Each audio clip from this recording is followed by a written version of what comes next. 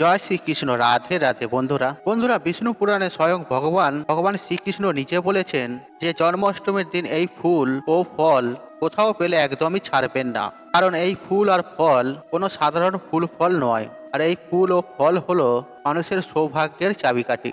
সেই সঙ্গে বন্ধুরা এই দিন সকালে ঘুম থেকে উঠে এই সামান্য কার্য আমাদের বহু মানুষের বন্ধ ভাগ্য খুলে দেয়। এছাড়াও এই পবিত্র জন্মাষ্টমী যেহেতু সোমবার দিন ও মঙ্গলবার দিন পড়েছে, অজান্তেই ভুল কিন্তু আমাদের এই দিনে সৌভাগ্যের দরজা বন্ধ করে দেয়। তাই যদি বন্ধুরা আপনারা সারা বছর সারা মাস ভগবান শ্রীকৃষ্ণের ও মা লক্ষ্মীর কৃপা প্রাপ্ত করতে চান, বাড়িতে সুখ শান্তি ও আর্থিক উন্নতি করতে চান, তাহলে অবশ্যই কিন্তু আপনারা ভিডিওটি পুরো দেখবেন। কারণ এই ভিডিওটিতে আপনাদেরকে সুন্দরভাবে জানিয়ে দেব যে এই সোমবার ও মঙ্গলবার জন্মাষ্টমীর মহাযোগে কোন ফুল ফল আপনারা যদি পান তাহলে একদমই ছাড়বেন না। কারণ বন্ধুরা এই দিনে এই সামান্য জিনিস যারা পায় তারাই হয় ধনবান এবং ভাগ্যশালী। আর সারা বছর সেই বাড়িতে ভগবান বিষ্ণু ও মা লক্ষ্মীর কৃপা আশীর্বাদ বিরাজ করে। হ্যাঁ বন্ধুরা, আপনারা ঠিকই শুনেছেন। বন্ধুরা আপনি আপনার গোপাল সোনাকে 56 ভোগ নিবেদন করুন বা নাই করুন, আর অন্ততপক্ষে আপনি যদি মনে ভক্তি নিষ্ঠা রেখে এই ফুল ফল নিবেদন করতে পারলে তাহলে আপনারা স্বয়ং পরমেশ্বর ভগবান শ্রীকৃষ্ণের আশীর্বাদ ও কৃপায় ধন্য হয়ে যাবেন। হ্যাঁ বন্ধুরা, আপনারা অখণ্ড সৌভাগ্যের অধিকারী হবেন।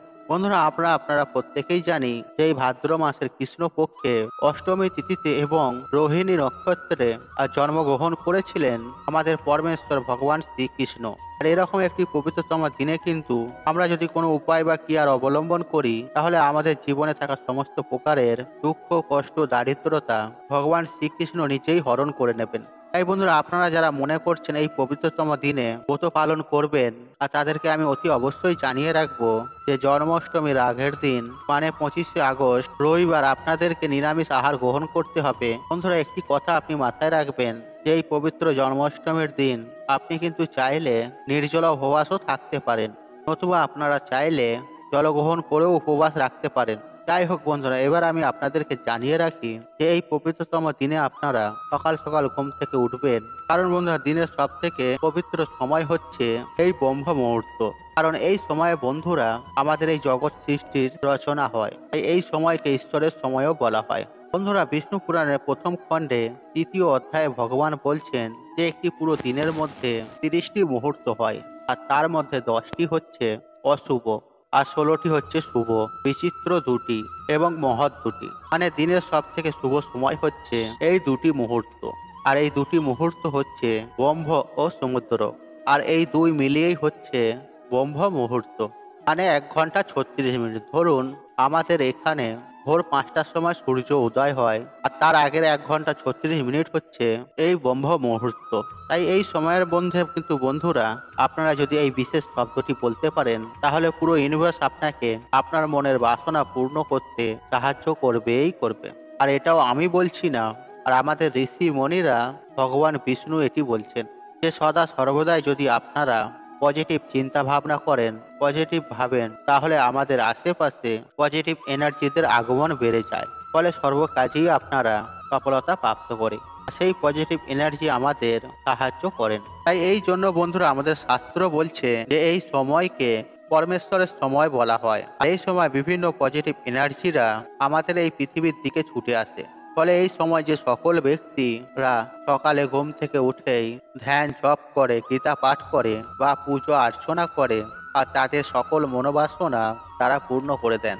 এবং সায়েন্সও বলছে বন্ধুরা যে এই সময়ে বায়ুমণ্ডলে কসমিক এনার্জির বৃষ্টি হয়। আর যেহেতু বন্ধুরা আমরা এই পৃথিবীতে বাস করি, ফলে সেই কসমিক এনার্জিকে আমরা রিসিভ করি।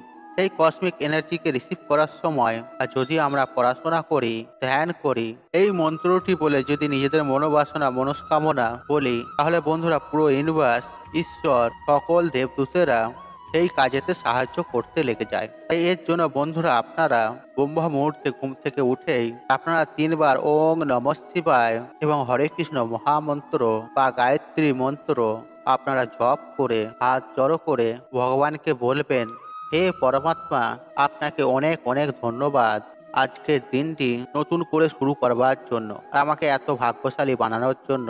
এবং তারপর বন্ধুরা আপনারা আপনাদের যা মনোবাসনা রয়েছে তা পূর্ণ হয়ে গেছে তা এমন বলবেন এবং তা কল্পনা করবেন।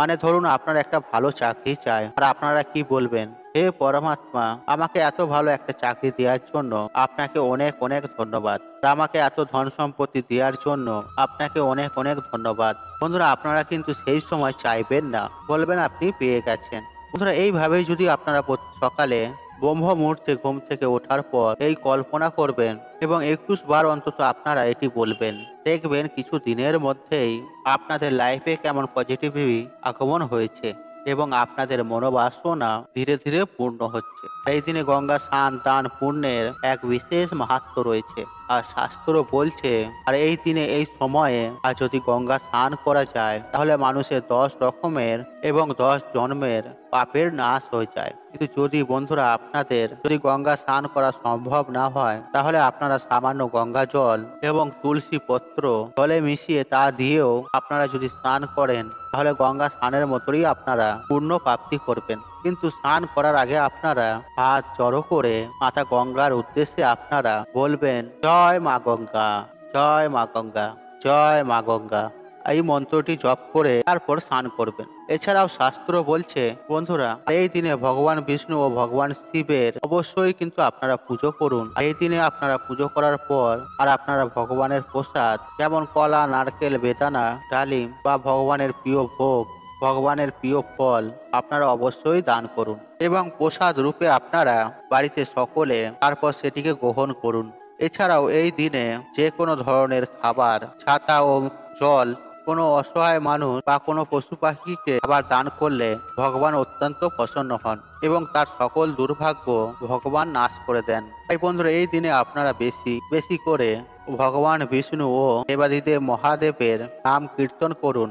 আর এই দিনে শিবলিঙ্গে আপনারা জল অর্পণ করুন আর স্নান করে এসে আপনারা তুলসী মঞ্চে জল অর্পণ করুন। আর এই দিন সন্ধ্যার পর মহামৃত্যুঞ্জয় মন্ত্র আপনারা এই দিনে অবশ্যই জপ করুন।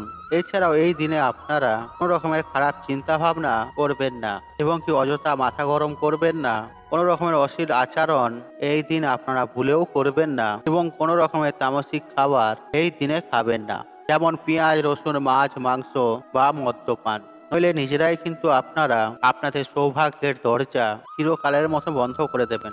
এর ফলে আপনাদের মাথা চাপড়ানো ছাড়া আর কিছুই বাকি থাকবে না। বন্ধুরা এই দিন সন্ধ্যাবেলায় আপনারা কিন্তু আপনাদের বাড়িতে একটি প্রদীপ অবশ্যই ধরাবেন, কারণ এই দিনে বন্ধুরা বাড়িতে প্রদীপের আলো সকল প্রকারের নেগেটিভ এনার্জি ও দুর্ভাগ্য নাশ করে দেয়। ফলে বাড়িতে আবার সুখ, শান্তি এবং সৌভাগ্য ফিরে আসে। আবার এই দিনে আমাদের কিছু করা সামান্য কাজ মানুষের দুঃখ দারিদ্রতার নাশ করে দেয়। আবার এই দিনে করা কিছু ভুল আমাদের জীবনে ডেকে আনে চরম ভয়ঙ্কর দুর্গতি।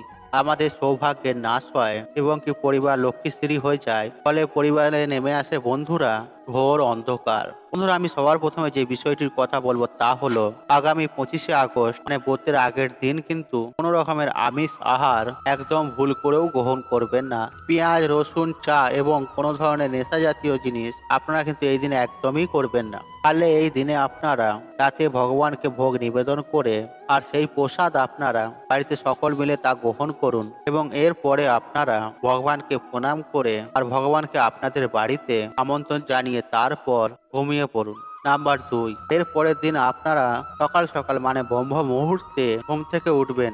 তারপরে আপনারা মাতা লক্ষ্মীকে প্রণাম করে আপনারা সকালেই স্নান পর্ব সেরে নেবেন। এরপর স্নান করে এসে আপনারা পরিষ্কার পরিচ্ছন্ন জামা কাপড় পরে ভগবানের আরতি করে আপনারা একটি সংকল্প নেবেন যে আজ আপনারা ভক্তি মনে ভগবানের এই ব্রত সম্পূর্ণ করবেন। নাম্বার 3, এছাড়াও বন্ধুরা এই দিনে কোনো রকমের কিন্তু খারাপ কার্য বা অধর্মিক কোনো কার্য আপনারা একদমই করবেন না, কারণ এই দিনে বন্ধুরা আপনারা কাউকে দুঃখ দেবেন না। আর এই দিনে যদি বন্ধুরা আপনাদের বাড়িতে কেউ আসে তাহলে তাকে কিন্তু আপনারা খালি হাতে ফেরাবেন না, কারণ এই দিনে ভগবান ভক্তের পরীক্ষা নিতে কি রূপে চলে আসেন তাকে বলতে পারে না। তাই এই দিনে বন্ধুরা আপনারা বেশি বেশি করে হরিনাম করুন, গীতা পাঠ করুন বা গীতা শ্রবণ করুন এবং আপনার সাধ্য সামর্থ্য অনুযায়ী বন্ধুরা এই দিনে ভগবানের পুজো দিতে কিন্তু একদমই ভুলবেন না।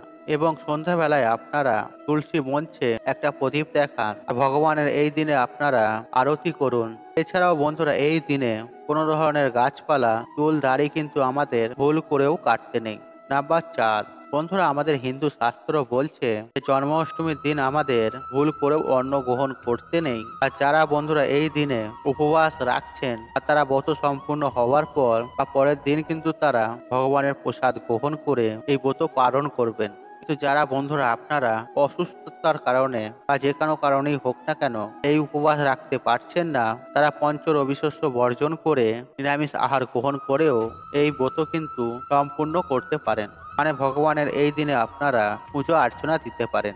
এছাড়াও এই দিনে কোনো রকমের পেঁয়াজ রসুন নারকেল দই তাল বা যে কোনো ধরনের নেশা ভাঙ মাছ মাংস কিন্তু আর এই দিনে একদমই খাবেন না। কারণ ভগবানের অত্যন্ত প্রিয় হচ্ছে এই তাল। আর এই দিনে ভগবানকে তালের ভোগ নিবেদন করে আর তারপরেই আপনারা পরের দিন তালের তৈরি বড়া বা বিভিন্ন রকমের খাবার খেতে পারেন।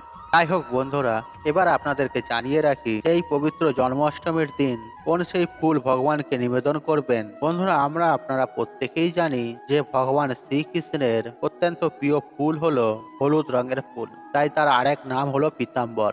তাই আপনি যদি এই দিন হলুদ রঙের সমস্ত প্রকার ফুল দিয়ে পরমেশ্বর ভগবান শ্রীকৃষ্ণ গোপালকে সাজাতে পারেন, হলুদ বস্ত্র পরিধান করাতে পারেন, তাহলে আপনার গোপাল সোনাও আপনার প্রতি অত্যন্ত প্রসন্ন হবে। এছাড়াও মহাভারতে মহারাজ যুধিষ্ঠির সামনে শ্রীকৃষ্ণ নিজের ফুলের কথা উল্লেখ করেন। বন্ধুরা পরমেশ্বর ভগবান শ্রীকৃষ্ণ বলেন কুমুদ করবী মালতী পলাশ ও বনমানা ফুল আর তার বড়ই প্রিয়। তাই বন্ধুরা এই ফুলগুলির মধ্যে যে কোনো একটি ফুল যদি আপনি এই দিন কোথাও দেখতে পান, তাহলে সেটি তৎক্ষণাৎ নিয়ে আপনার বাড়িতে আসুন এবং আপনার বাড়িতে থাকা গোপাল সোনাকে তথা ভগবান শ্রীকৃষ্ণকে তা অতি অবশ্যই নিবেদন করুন। দেখবেন এর ফলে আপনার সমস্ত প্রকারের দুঃখ কষ্ট দারিদ্রতা এবং কি দুর্ভাগ্যের নাশ হয়ে যাবে।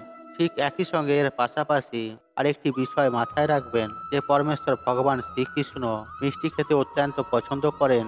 আর এই মিষ্টির মধ্যে মাখন ননি এই দুটি খাবার অতি অবশ্যই নিবেদন করবেন। আর সেই সঙ্গে আপনারা পারলে মিছরিও দিতে পারেন। তবে এই জন্মাষ্টমী পূজার ক্ষেত্রে যে ফলটি অতি অবশ্যই আপনাকে নিবেদন করতে হবে আর তা হলো একটি শসা। তা হ্যাঁ বন্ধুরা, এই শসা নিবেদন করতে আপনারা কখনোই ভুলবেন না, কারণ বিষ্ণু পুরাণ অনুসারে এই শসা ছাড়া জন্মাষ্টমীর পূজা সম্পূর্ণরূপে অসম্পূর্ণ। বন্ধুরা এই শসা ছাড়া আপনারা অন্যান্য ফলও নিবেদন করতে পারেন, কিন্তু শসা এই পুজোয় অতি অবশ্যই লাগবে। তবে আপনারা এই শসা নেওয়ার ক্ষেত্রে আপনারা একটু দেখে নেবেন যেন শসাটি পরিষ্কার পরিচ্ছন্ন এবং সোজা থাকে। কোথাও পোকা খাওয়া কিংবা বাঁকা এই ধরনের কোনো শসা নেবেন না। তবে বন্ধুরা এই শসা আপনারা নিলেন ভগবানকে নিবেদন করলেন, সেটি করলে হবে না। এই শসা ভগবানকে নিবেদন করার জন্য শাস্ত্রের একটি বিধি ও বিধান রয়েছে, তা আপনাদেরকে পালন করতে হবে। আর তা হলো আপনারা সবার প্রথমে আপনারা একটি 1 টাকার কয়েন নেবেন এবং আপনারা যেভাবে ভগবানের পুজো আরাধনা করবেন সমস্ত কিছু আপনারা আপনাদের মনের মতো করে সাজিয়ে গুজিয়ে নেবেন। এবং আপনারা যদি পারেন জন্মাষ্টমীর রোহিণী নক্ষত্র সময় চলাকালীন আপনার গোপাল সোনার পুজো আরাধনা করবেন। আপনাদের সাধ্য ও সামর্থ্য অনুযায়ী ফুল ফল মিষ্টি নিবেদন করবেন এবং এই শসা নিবেদন করার সময় আপনারা একটি 1 টাকার কয়েন দিয়ে সেই শসাটির মধ্যে খান থেকে 2 আধখানা করে দেবেন। কারণ বন্ধুরা শাস্ত্র মত অনুসারে আর এই শসা কাটাকে নারী ছেদন বলা হয়, মানে যশোদা মায়ের থেকে ভগবানের নারীর ছেদন করা হয়। তবে এই উপায় বা ক্রিয়াটি করতে একদমই ভুলবেন না। বন্ধুরা আপনারা জন্মাষ্টমীর ব্রত পালন করুন বা নাই করুন, অন্ততপক্ষে আপনারা যদি সামান্য এইটুকু নিয়ম পালন করতে পারেন, তাহলে জন্মাষ্টমীর ব্রতের সম্পূর্ণ ফল আপনারা পাবেন। তবে ভগবানের পুজো আরাধনার ক্ষেত্রে তুলসী গাছের পাতা অতি অবশ্যই নিবেদন করবেন প্রত্যেকটি ভোগে, প্রত্যেকটি ফুলে, প্রত্যেকটি নৈবেদ্যে। কারণ তুলসী ছাড়া ভগবান কোনো কিছুই গ্রহণ করেন না, আর এতে আপনার পূজা অসম্পূর্ণ রয়ে যাবে। বন্ধুরা আপনারা যদি এই শাস্ত্রের বিধি বিধান অনুসারে ভগবানের একবার পূজা আরাধনা করতে পারেন, তাহলে আপনাকে আর পেছন ফিরে ঘুরে তাকাতে হবে না। কারণ ভগবান শ্রীকৃষ্ণের আশীর্বাদ ও কৃপা দৃষ্টি আপনাদের সঙ্গে সঙ্গে সঙ্গে থাকবে। এই ভিডিওটি দেখে আপনাদের ভালো লেগেছে তাহলে ভিডিওতে একটি লাইক করুন, একটু কমেন্ট করুন, একটু শেয়ার করুন এবং বন্ধু বান্ধব আত্মীয়জনের সাথে শেয়ার অবশ্যই করুন। মনে রাখবেন আপনার একটি শেয়ার অনেক মানুষকে উপকৃত করে তুলতে পারে। আর আপনি যদি আমার চ্যানেলে নতুন হয়ে থাকেন তাহলে চ্যানেলটি অবশ্যই সাবস্ক্রাইব করুন এবং পাশে থাকা নোটিফিকেশন অন রাখুন। কারণ এইরূপ নিত্য নতুন ভিডিও সবার আগে দেখার জন্য ঈশ্বর আপনার মঙ্গল করুক। আপনি সুস্থ থাকুন, নিরোগ থাকুন, আপনার দিন মঙ্গলময় হোক। হরে কৃষ্ণ কৃষ্ণ কৃষ্ণ হরে হরে।